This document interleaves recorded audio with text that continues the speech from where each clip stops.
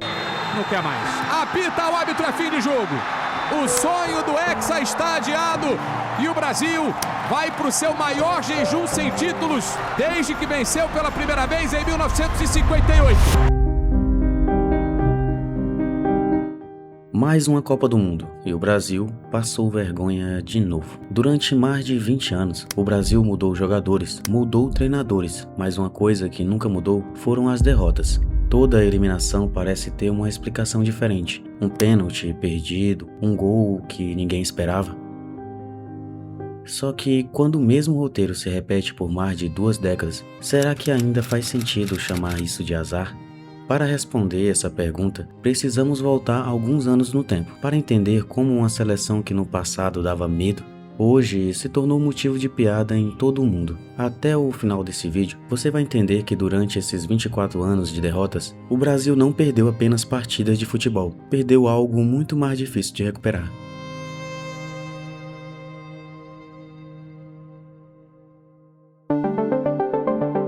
Como é que tá a expectativa? Tem gol do Vini hoje, cara? Hoje tem gol do Vini, não só um não, tem 2. Se existe uma coisa que nunca mudou ao longo dos últimos 20 anos, foi a expectativa. Toda vez que uma Copa do Mundo começa, o Brasil aparece entre os favoritos. O peso de 5 estrelas sempre faz a gente acreditar que o Brasil pode ser campeão. Mas, enquanto a expectativa permanece a mesma, os resultados seguem outro caminho. Desde o título de 2002, o Brasil entrou em 6 Copas do Mundo. Em todas elas havia uma geração considerada capaz de conquistar o hexacampeonato. A geração de Ronaldinho, depois Kaká, depois Neymar, agora Vinícius Júnior. As gerações mudaram, mas o final da história sempre foi o mesmo. Em 2006 veio a eliminação para a França, em 2010 para a Holanda, em 2014 o trauma do 7-1, em 2018 a Bélgica, em 2022 os famosos 4 minutos ou 5 contra a Croácia. Para mim, essa foi a pior de todas.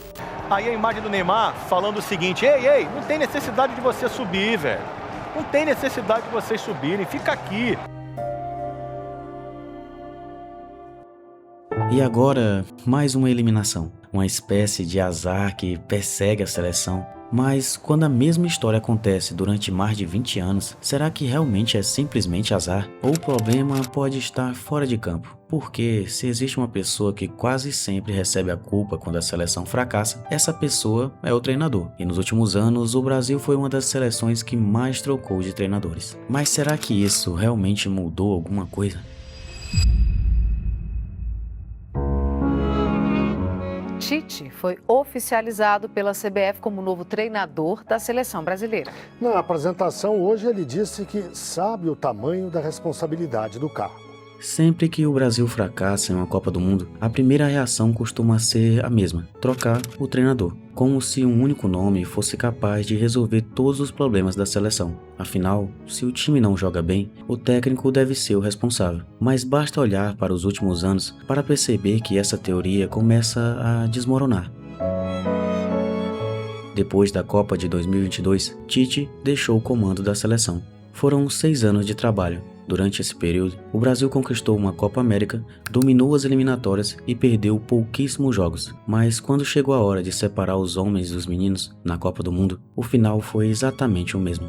A eliminação para a Croácia transformou um ciclo extremamente consistente em mais um fracasso. Então veio o Fernando Diniz. A proposta era completamente diferente. Um futebol mais livre, mais ofensivo, mais próximo da criatividade que sempre marcou a identidade brasileira. Identidade. Guarde bem essa palavra. Na teoria, parecia exatamente o que o Brasil precisava. Na prática, nada funcionou. Vieram derrotas inesperadas, resultados históricos negativos e uma sensação cada vez maior de que os jogadores pareciam completamente perdidos dentro de campo. O experimento terminou antes mesmo de criar raízes. Futebol, Fernando Diniz não é mais o técnico da seleção brasileira. Depois chegou o Dorival Júnior. Mais pragmático, mais equilibrado, um treinador acostumado a conquistar títulos no futebol brasileiro. Mais uma esperança de que, agora sim, o Brasil vai voltar a ser campeão. Mas, novamente, os resultados continuaram muito parecidos. A equipe parecia organizada em alguns momentos, competitiva em outros, mas quando enfrentava adversários do mais alto nível, a diferença continuava aparecendo. Jogar contra a Argentina, nosso maior rival, E agora, graças a Deus, tem o Messi. Porrada neles? Porrada neles, sem dúvida. E então, aconteceu aquilo que muitos brasileiros viam como a solução definitiva. Acabou a novela. Carlo Ancelotti é o novo treinador da seleção brasileira. Depois de anos de especulações, Carlo Ancelotti finalmente assumiu a seleção brasileira. Um dos técnicos mais vencedores da história. Se existia alguém capaz de devolver o Brasil ao topo, era ele. Mas eu e você sabemos que também não deu certo.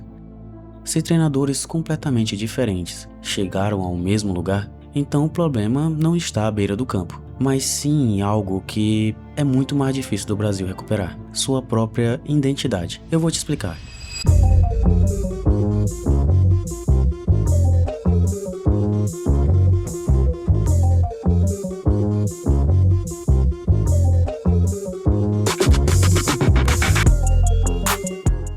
Se você perguntar hoje para seu pai ou para seu avô como o Brasil da época deles jogavam, eu tenho certeza que eles vão te responder coisas como alegria, jogo bonito e raça. O Brasil não era apenas um time que vencia, era um time que encantava. O mundo inteiro sabia reconhecer quando o Brasil estava em campo, não pela camisa amarela, mas pela forma de jogar, os dribles, a criatividade, a confiança. O futebol brasileiro tinha personalidade, só que hoje isso desapareceu. Quando você assiste a seleção, é difícil responder uma pergunta muito simples: como o Brasil joga? Não dá para responder, o time não tem identidade.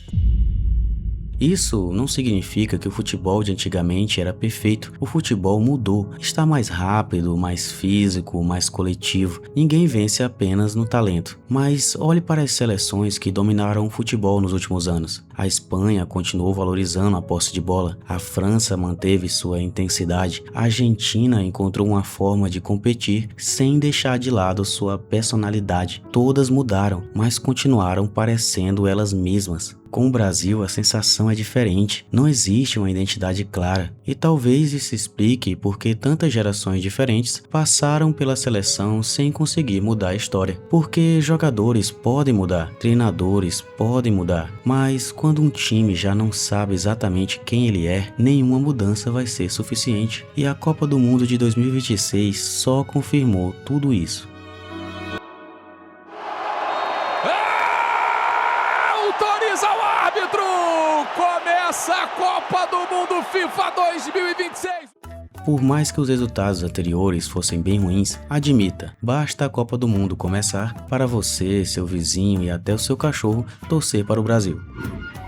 A gente fica com aquele sentimento de que vai que dá, né? Vai que o Brasil chegue longe. E durante alguns momentos, pareceu mesmo que poderia. O Brasil mostrou qualidade em alguns jogos, mas conforme o nível dos adversários aumentava, os mesmos problemas voltavam a aparecer. E principalmente, o Brasil transmitia uma sensação estranha. Não parecia uma seleção que acreditava ser melhor do que o adversário. Parecia uma equipe preocupada em não errar. Antigamente, as outras seleções entravam em campo com medo do Brasil. Hoje, em muitos jogos, é o Brasil que parece jogar com medo de perder. E aí não deu outra, né? Fomos eliminados novamente. Se olharmos só para esse jogo contra a Noruega, é fácil achar um culpado. Foi o treinador, foi o pênalti perdido, foi um erro defensivo, mas quando tudo isso acontece repetidamente, durante 24 anos, eu não acredito que seja simplesmente azar. Agora eu quero saber de você, na sua opinião, o que realmente aconteceu com a seleção brasileira? Você acredita que ainda verá o Brasil ser campeão do mundo? Deixe sua resposta nos comentários, eu realmente quero saber. Obrigado por sua atenção e até a próxima.